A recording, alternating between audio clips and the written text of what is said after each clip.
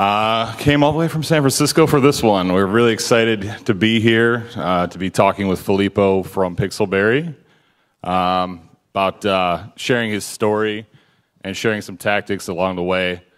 So let's jump into some more detailed introductions. So really briefly about myself, as Mehdi mentioned, I'm the head of business development for Bidalgo in North America. I've been there about 3.5 years, but I've been in the game industry somewhere around 15 years as a developer. So I'm particularly interested in stories where people have built up game companies and really create a lot of value. And I'm happy to be here today to share one of those stories with you. So Filippo, we've known each other a couple of years. He's the head of ad monetization and marketing for Pixelberry.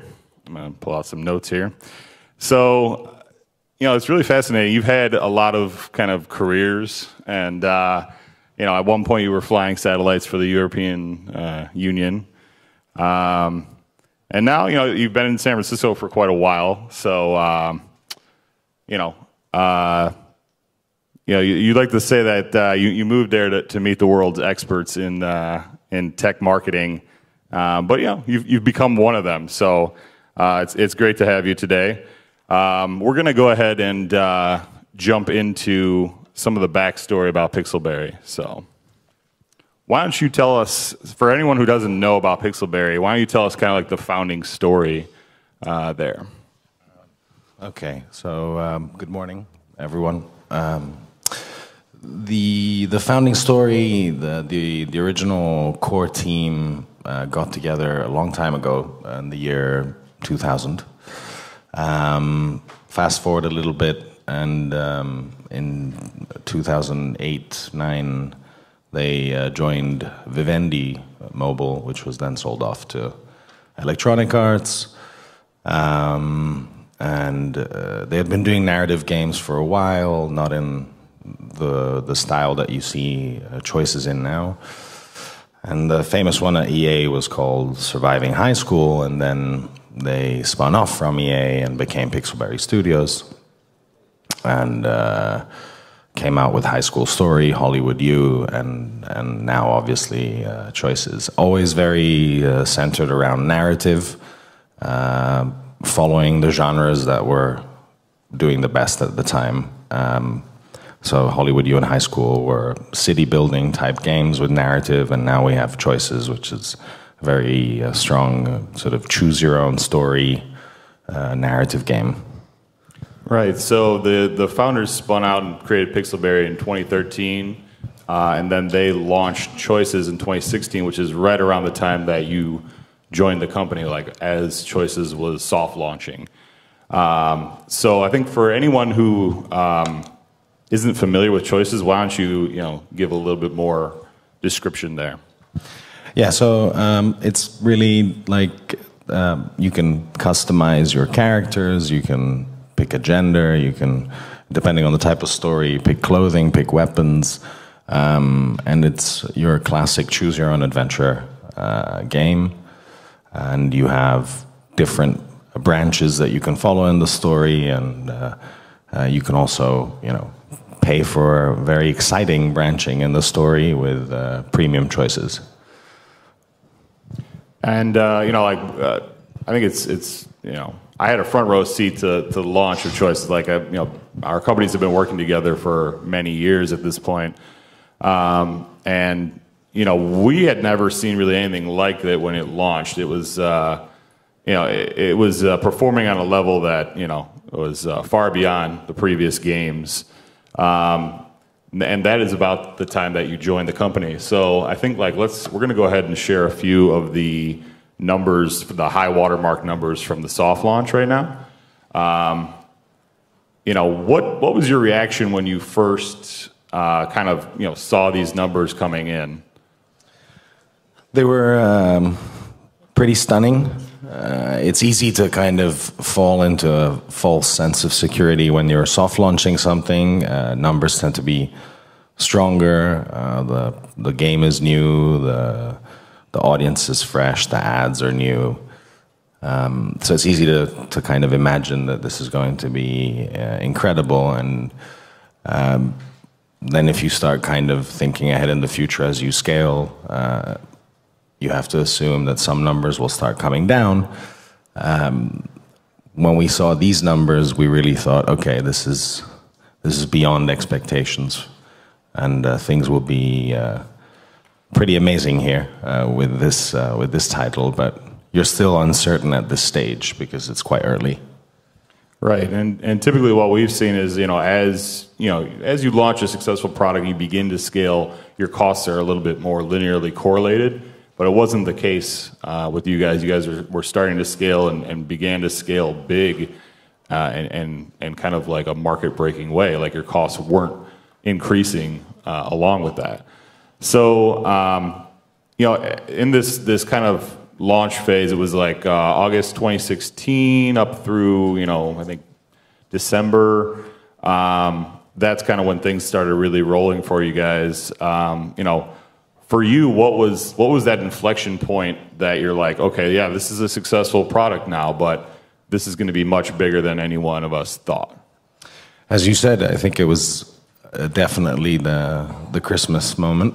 We had a pretty amazing moment where, I came in and we also had to help build steady cash flow and other things like that. And we were growing as sustainably as possible with as stronger ROAS as possible. And typically it's the marketing team saying to the CEO, we've got to get more aggressive. In this case, I was the conservative type, and the CEO said, let's get aggressive, which was quite interesting.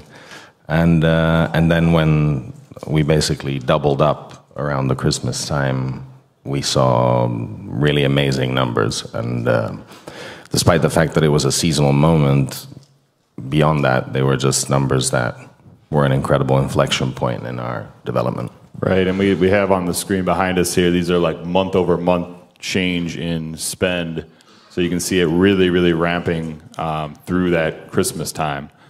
So, zooming out even further now, like past that inflection point, the game is a big hit. It's more about, how big can this get? So over the next, 10 months or so, once again, month-over-month change in overall budget across these channels. I think the audience can really benefit by hearing how you did it, and that's what this session is really. We're going to dive into the tactics around that. This 10 months, you guys were steadily scaling up. You added to the mix. Everything was Facebook first, but then what was the order of operations? Where did we branch out after Facebook first? Immediately, working with Bidalgo, we got into Google, and then internally we started doing our own direct relationships with premium ad networks, with a strong focus on video, again from our learnings and experimenting on Facebook with video statics and so on. And then from Google we started diversifying further into Pinterest and into Snapchat as well, and then eventually Apple search ads. You guys were early adopters on both of those channels, and it was during this time too that creative production really ramped up, and that's kind of I went and did the math, and from the launch to the October month, scaling the budget almost 10,000% and doing it profitably, with a pretty short payback window, really, really unheard of. And when you do that, and it's rare, but I think every one of us in the room who is in the business of games, we want this type of success. And when you can achieve that, you become really, really valuable and attractive for other parties in the industry. So, at this point, too, we're going to share some of the other high water marks from that early scaling point. So just a brief explanation too. The click-through rates were I went through and pulled the data that was sort of the high water mark. Those are the best performing click-through rates. They're stunningly high. So the average CPI are the averages from that time frame. This is all pre-acquisition. And then the day 7 return on ad spend, those are just like the best performing ad sets that I could find. And now that they've had time to bake fully, it's really, really stunning to see 1,000% in the case of Facebook there. At this point, like, let's talk about what happened next. You guys had your choice of suitors out there. Everybody wanted to talk to you guys. Why did you choose Nexon, and like, what was the thought process there? Well, obviously I didn't choose the CEO and the founders and the executive team chose, but we provided inputs into the due diligence process, and I think the CEO has Oliver Miao has always been extremely consistent in being somebody who looked towards the long term, even as High School Story and Hollywood U started kind of plateauing and slowly dying. The vision was always focused on the long term, and the same thing has happened with the acquisition. We see a very strong long-term partnership with Nexon rather than a quick exit scenario or some other creative solution. And we still feel very strongly about how Nexon can help us build for the long term. Right, and you're already seeing the early results are really, really positive with this partnership, and we're excited to see where you guys can take this into the future. So now that we've kind of walked through the initial story and everybody's kind of up to speed on that, we're gonna dig in for the next roughly 10 minutes and go back and talk about the tactics. How did you guys get to this point, and specifically the use of creative across channel? So let's talk about the 3 things that we're going to try to cover right now. So you guys sort of were early pioneers in the cross-channel mix, and your testing framework was always about first learning what works using Facebook, and then adapting the creative to other channels. So we're going to walk through some examples from that time frame. So these are always crowd pleasers. So we're going to show you an early Facebook multivariate test, just 3 different videos in sequence.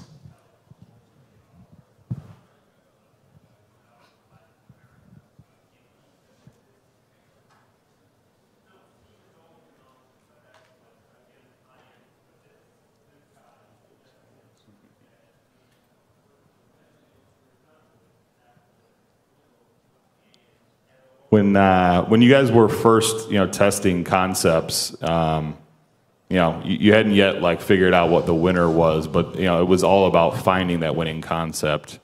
So some of the concepts that are up here right now are really, really strong for you guys. We're gonna ask the audience too, after you've seen these 3 videos, which one do you think was the top performer? If you think it was the one on the left, raise your hand. Nobody? How about the one in the middle? You think that was the top performer? A lot of people. All right. What about that third one? Who thinks that was the best? Some people think so. All right. So that's a great example of you don't know until you test, and sure enough, it was the third one. It was the one on the right. So that basic testing framework, the ability to go find the winner on Facebook. The next step then is to take that to the other channels. So I'm going to now show the examples of how, first of all, that was the result of that test. That creative performed 84% higher on return on ad spend. So here's the adapted versions that you were able to use on Snapchat and Google. So what can you say? These are really subtle variants. But it's about adapting to the user's mindset on the different platforms, right?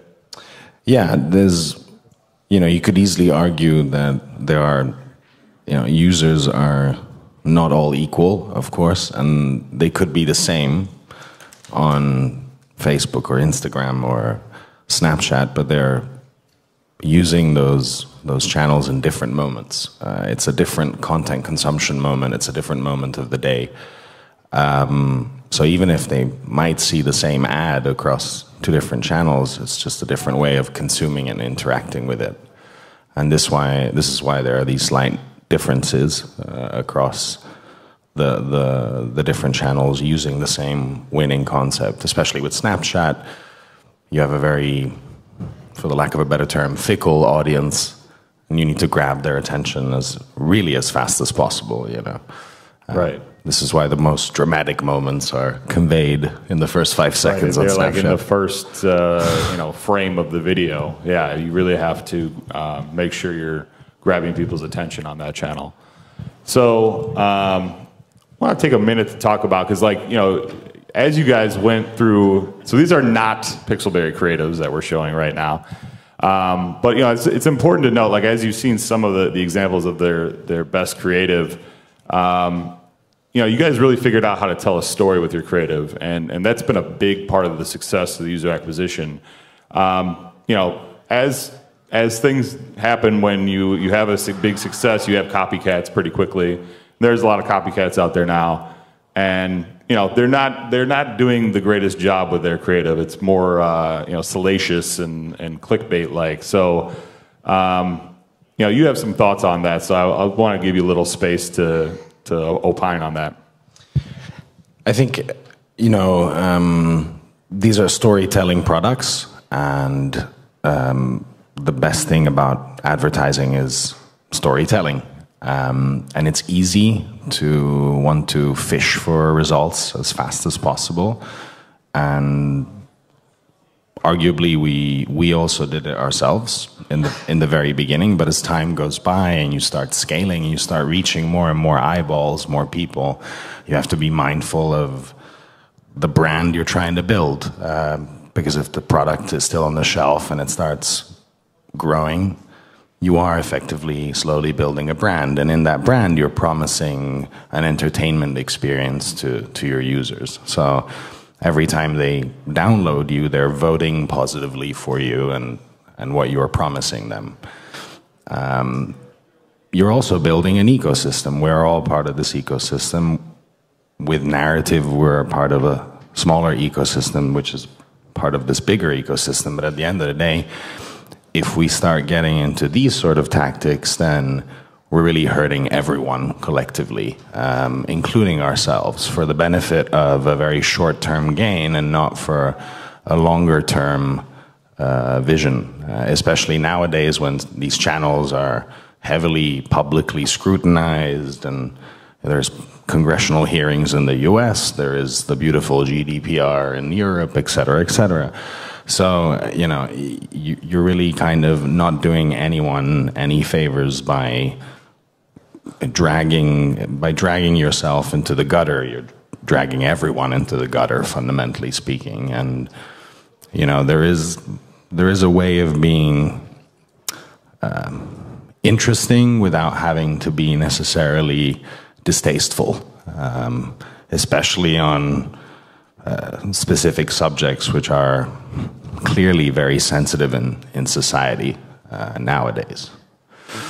Right, and you guys have shown and proven, I guess, that you don't need to go into the gutter in order to be successful. You can be hugely successful at scale without resorting to that type of tactic. So we're going to move now to talk a little bit more, and this is a little bit more, quick explanation. Our partnership's been amazing. We have a newer product called Creative AI that you guys were early kind of like alpha testers of, and it is part of the story for sure. Our AI technology has always been running in the background to optimize your campaigns, and recently we launched the Creative AI dashboard, which essentially it puts a visual front end on those AI learnings. So one of the amazing outputs there is an AI generated creative brief, which we're going to share a snapshot of your creative brief. So the tags that are generated here are from image recognition technology that then uses deep learning across all your creatives, and it tries to identify specific concepts within the creative and then tie it to a impact on return on ad spend. So these tags are here, are examples of that. So, you know, when you guys think about creative production at Pixelberry, you know, walk us through the philosophy. Like, you guys have a very specific, layered philosophy. Why don't you share that now? Yeah, generally, this is from my experience, but also the other extremely smart colleagues in the team, definitely smarter than me, I would argue. And we've conceived a system that has, you know, multiple layers to the creative, which has a foreground where you see your text and you know, other foreground elements. Then there is a sort of an animated layer where you have your characters and other elements like the weapons the characters are holding and things like that. And then you have a background theme. And the creative AI kind of allowed us to gain more visibility in these different layers and iterate on what drives the best results in each layer, but also how to iterate the layers across the channels in order to have a, you know, cleaner cross-channel strategy and not treat every channel kind of as a separate universe. Great. So we're going to kind of wrap and take questions shortly, but before we go, like, we prepared, you know, Filippo's best practices for cross-channel. These three kind of takeaways. So let's talk about them real quick, one by one. So the concept of portable learnings.